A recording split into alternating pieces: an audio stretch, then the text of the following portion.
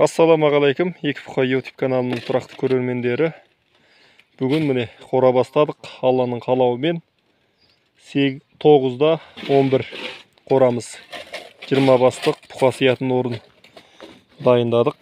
Кеше апалқысын құрдық. Бүгін фумтамидтің құйып жатырмыз. Іргетасын құйып жатырмыз. Астына тас садық, 20 см қазылды. Қораның іші таза 8 болады. Ортасынан жүріп жем-шебін саламыз. Екі жағында мал тұрады. Мал тұратын жері 2-де 60. Малдың навасы 70 см-ден. Тереңдігі 40. Ені іші 45 болады. Осылай екі жерден жасап, жігіттер бар. Істеп жатырмыз. Құйып жатырмыз міне.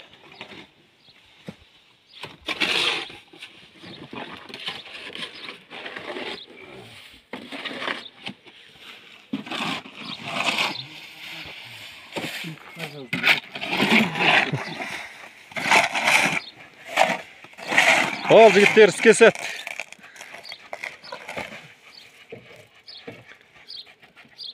Мына жақтан бәріне күн түседі. Тағы да салып біткеннен кейін көрсететін боламын. Пікірлеріңіз болса жазып кетіңіздер. Лайк басуды ұмытпаңыздар, каналға тіркеліп отырыңыздар. Кеше міне қорамыздың іргетасын құйып болғанбыз. Кірпішті де тасыдық. Сонымен 1-2 күн тұрды осылай. Бүгін тағы жұмыс бастаймыз дегенбіз. Бүгін 18 сәуір. Жетісу облысы Қапал ауылы. Қар жауып тұр. Содан кішкене жұмысымыз тоқтап қалды. Іргетасын құйып болдық қорамыздың. Кірпіштерін әкеп қойдық. Мына жерден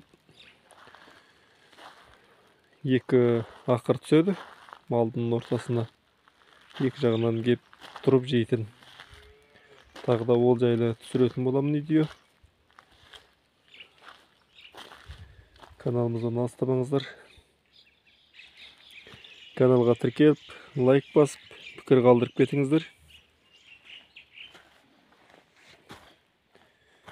Бұл қораның іргетасына тас болған бұрыннан жатқан солар кетті. Сосын 1 тонна цемент кетті. Және 1 машина трименен 1 машина шағыл кетті. Мына жерге 2 машина түсіргенбіз. Біреу сасық балды. 3-4 жігіт қасымда өзіменен 5 адам істедік. Таңертең 8-де бастадық. Кешкі сағат 3-те құйып бітірдік 3 жігіт. Сосын тағы да 800 кірпіш болған. Оны алып кеп жинап алдық. Сонымен ақырын жұмысымыз реттеліп жатыр. Енді бұйырса бір 10 күннің ішінде төбесін жауып, қабырғасын қалап бітіретін боламыз. Тағы да қораны бітіп болғаннан кейін, әптен салып болған кезде ішін, сыртын, бұқаның тұратын жердің барлығын таныстырып өтетін боламын.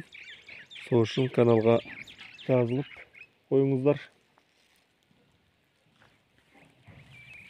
Келесі видеода жолыққанша қош сау болыңыздар. Достарыңызбен бөлісуді ұмытпаңыздар.